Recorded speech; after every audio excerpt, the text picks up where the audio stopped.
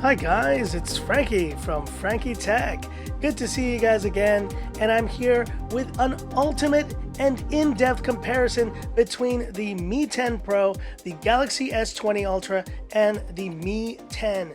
Now this is one of the biggest comparisons I've done on the channel in a while, and while we do have two phones from the Mi 10 family, we have now included the S20 Ultra, which I consider the flagship of all flagships so far in 2020. But with a price point of $1,400 US, is this phone really worth double the price of a $714 Mi 10 Pro and a $550 or so priced Mi 10? You can buy two of these phones for the price of this one. What's going on here? Let's answer these questions here.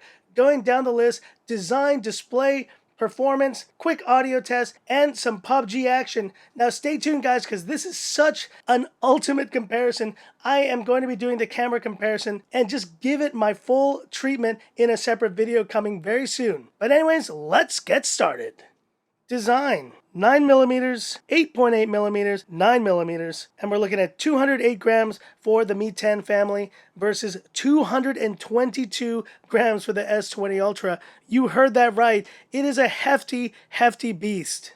And I gotta say, this is probably the heftiest pile of phones I've ever held. And you can see quite a striking difference between Xiaomi's offerings and Samsung's in this case. The S20 Ultra has gone for this very, you could almost call it dull kind of look, but with glossy metal on the sides, these phones are feeling very much premium. We have volume rockers and power buttons all on the same side, and the Mi 10 series has that top firing speaker on both models. Nothing on this side, but as you can tell, the antenna lines are very much hidden here on the S20 Ultra. And on the bottom we have USB-C, we have the SIM trays on the Mi 10 series, and obviously the bottom firing speakers as well. And now let's look at the bottom bezels. You can tell they are very small on both of these phones. I would give the slight edge here to the S20 Ultra, but it is just microns of a millimeter of a difference. And at the top, the S20 Ultra also has the smaller bezel, but their punch holes seem almost identical in size. But now looking at the backs of these phones, this is where I feel that one phone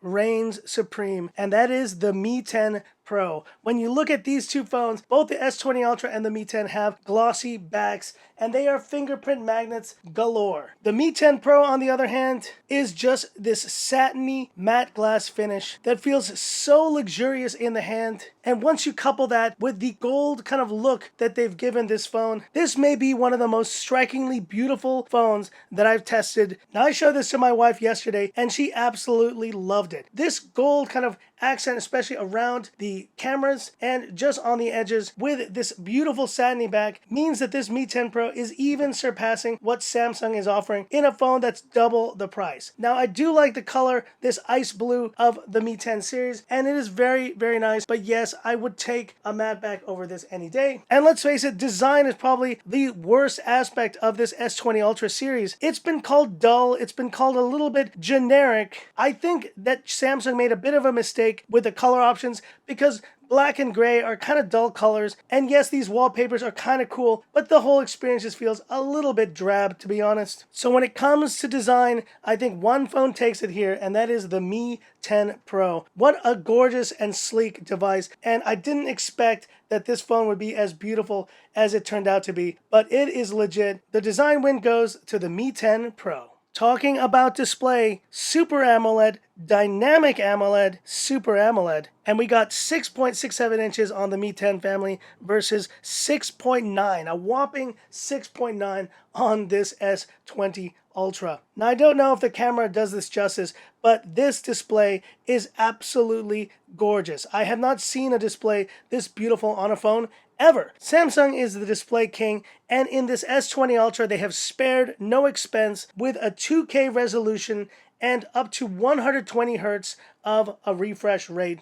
The display of this phone is beyond buttery, and yes, I have used 90 Hz refresh rates like on the Mi 10 Pro and the Mi 10, but I can definitely notice the difference. This is super smooth, but 120 Hz is even more smooth. And I do think that eventually we will see 120 Hz become the standard on phones in 2020. But don't get me wrong, I still do like the 90 Hz refresh rate. I think most users will be very happy with what I consider the sweet spot for refresh rate and resolution. And let's face it, the S20 Ultra can't run 120 Hz at 2K. It's limited to Full HD+, so it kind of negates the point of having a 2K display if you can only use it for 60 Hz. I would have loved to see a 90 Hz option allowing you to do 2K 90 Hz. That would have been an amazing achievement here. That doesn't change the fact that Samsung has the ultimate display on its hands. It is just such a gorgeous panel, and I give the display award here to the S20 Ultra.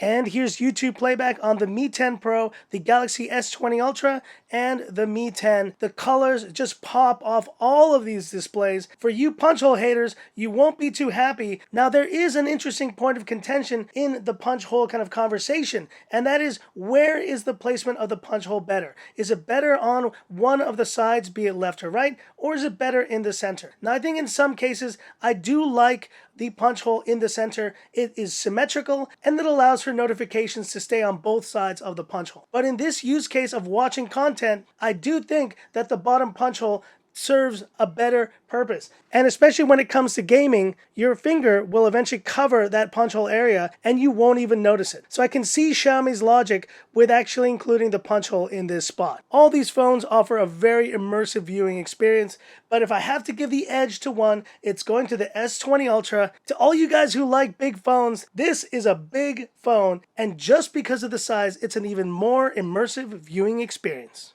But here's one area where all of these phones win L1 security level on all of these phones, including the China ROM versions of the Mi 10 Pro and the Mi 10. So HD Netflix capable across the board on all these phones. That is a welcome sight.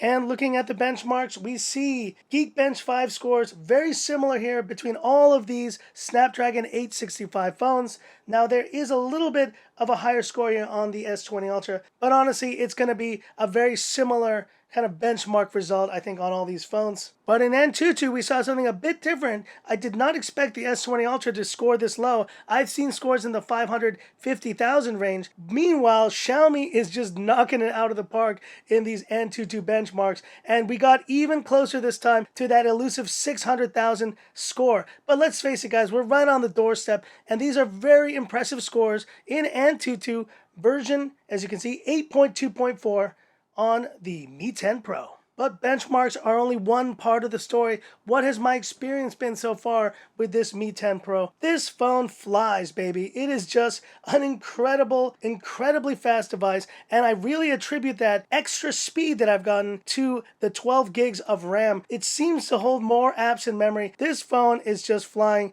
through every single thing that it does. But we can't discount the fact that the S20 Ultra is coming with some serious hardware as well, 12 gigs of RAM, and in this Korea version we have the 256 gig option, while most other markets are getting 128 and 512. I really wish they had included a 256 base option. That would have made this phone even more impressive, but hey, they stuck with 128, which I consider now the minimum that you would want in terms of capacity in a phone. So for performance, I really do give the edge to both of these devices, but if I had to just pick one on sheer benchmarks alone, it looks like we're going with the Mi 10 Pro.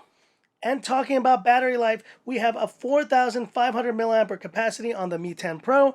We have 5,000 milliamperes on the S20 Ultra and 4,780 on the Mi 10. And in terms of charging, we have a 50-watt charging capability on the Mi 10 Pro. And now I've heard that 65 watts is a possibility. I have the charger in the box, but I've heard some random comments saying that it's not actually enabled. I'll have to double check that. The S20 Ultra, meanwhile, has a 45-watt fast charger, but it's sold separately. And meanwhile, the Mi 10, if you haven't seen my charging test, go check it out. It charged in under 1 hour. And so all these phones seem to offer a lot in terms of battery, but the only way to really test this out is gonna be with a drain test. Stay tuned, guys. Stay tuned.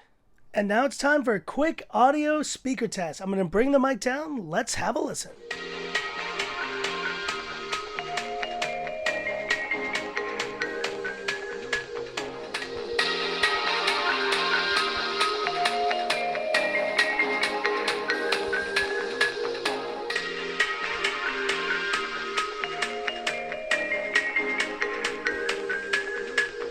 What can I say? A very interesting audio test indeed. I can definitely tell the difference and improvement of the Mi 10 Pro speakers over the Mi 10s. There's more coming out of this secondary speaker, and that creates for an even better stereo sound. Now, let's face it, there is one loudest in the room champ here, and that's the S20 Ultra. The sound coming out of this phone is booming, and all of these were tested at 90%. I think the S20 Ultra wins in loudness, but I pick the Mi 10 Pro. It wins in just overall clarity of sound. It isn't the loudest speaker, but there's just something about the music coming out of the Mi 10 Pro that is more pleasing to my ears, and the Mi 10 Pro takes this round not the loudest, but is definitely the most pleasing in terms of audio. And now talking about the camera specs, guys, stay tuned for the full camera comparison, which will be coming in a separate video. We're talking about 108 megapixels across the board. Isn't this a crazy time we live in? But where the Mi 10 Pro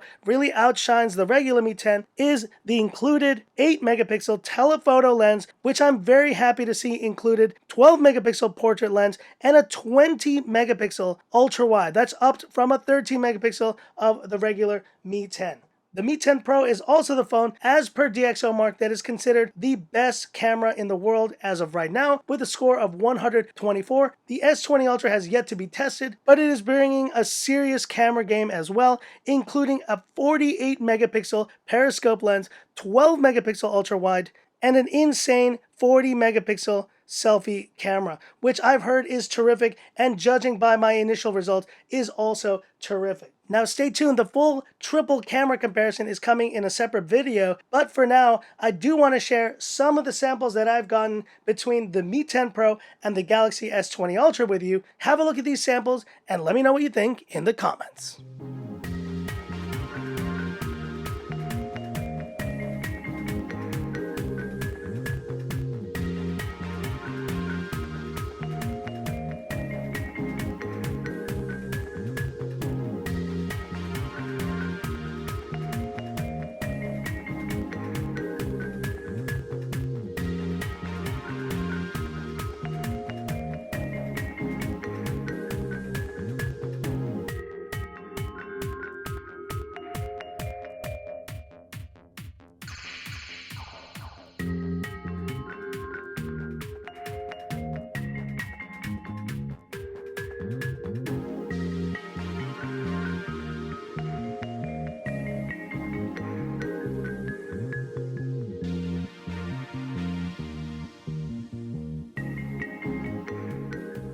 And before jumping into PUBG, I do want to mention the fingerprint scanners. So Xiaomi has definitely included a far improved fingerprint scanner in its Mi 10 Pro and Mi 10 series. As you can tell, it just opens very quickly.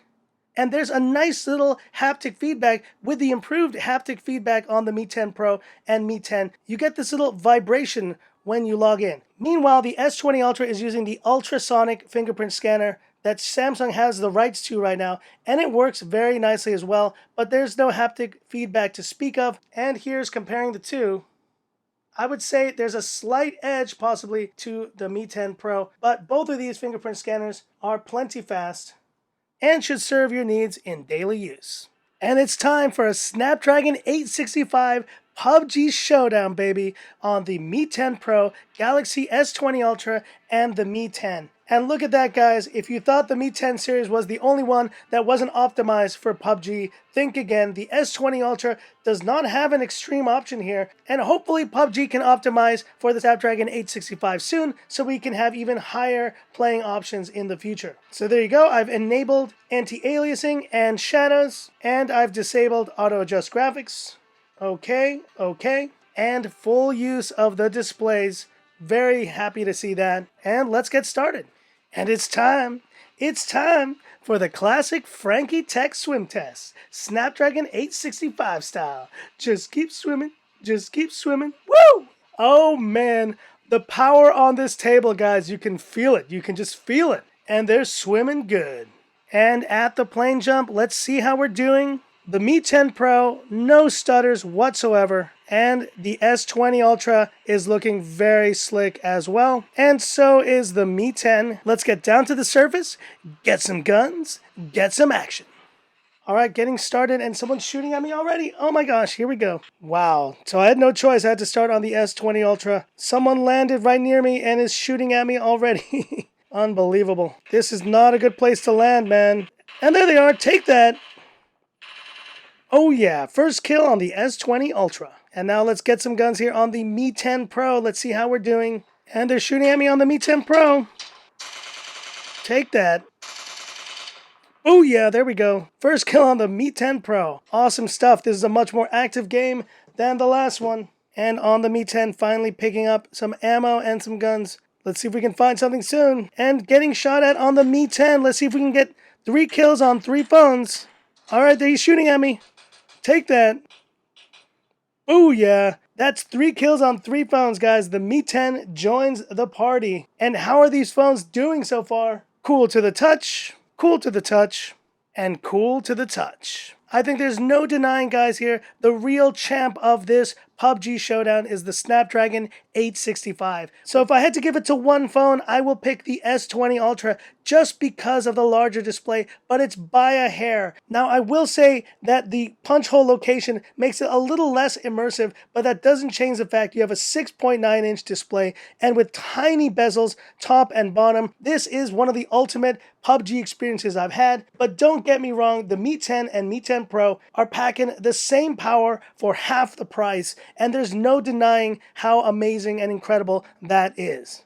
So that's it for this video and my final verdict on this part 1 of this comparison. Obviously, we have yet to do the camera comparison, but so far, answering that question, is this S20 Ultra really worth double the price of these Xiaomi Mi 10 phones? I think the clear answer is no. There is a lot to love about this S20 Ultra. It packs all the specs, and it is an incredible device with a 2K display, amazing 865 12 gigs performance, and you have 120 hertz, you have a 6.9-inch display, amazing cameras, which we'll review more in the next comparison, and just a really incredible package here on the S20 Ultra. But coming in at the price that it does of $1,400 US, you're paying double the price of this Mi 10 Pro, and you're not sacrificing much picking up this gorgeous Mi 10 Pro with one of the most beautiful designs of a phone I've seen this year. Is the S20 Ultra really twice as good as the Mi 10 Pro? Absolutely not.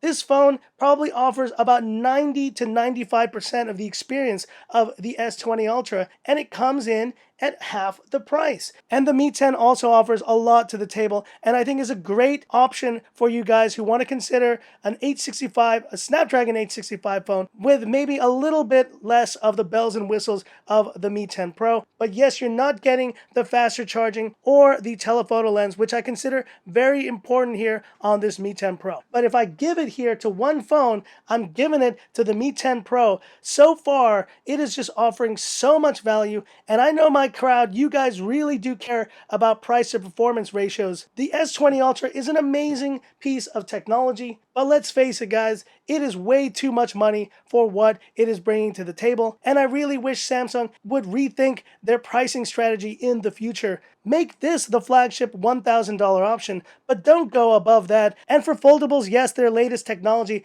but it's really getting hard to justify those prices for just a typical phone, especially when you have companies like Xiaomi offering the value of these two incredible phones for the price of one. But hit me up in the comments. Which phone of these would you pick? Do you think the S20 Ultra is worth every penny? Or do you think you're better off picking up one of the Xiaomi options? Hit me up there, guys. And that's it for this video. If you liked it, give me that thumbs up. And if you love the content of Frankie Tech, subscribe to the channel, hit the bell icon for future updates, and stay tuned, guys, for that epic triple comparison. There may be stuff about the camera of this S20 Ultra that makes it a worthwhile option. And we're going to figure that out in the next comparison. So thanks for watching, guys. Stay tuned, and this is where I leave you by saying, this is Frankie Tech, signing off. Have a good one.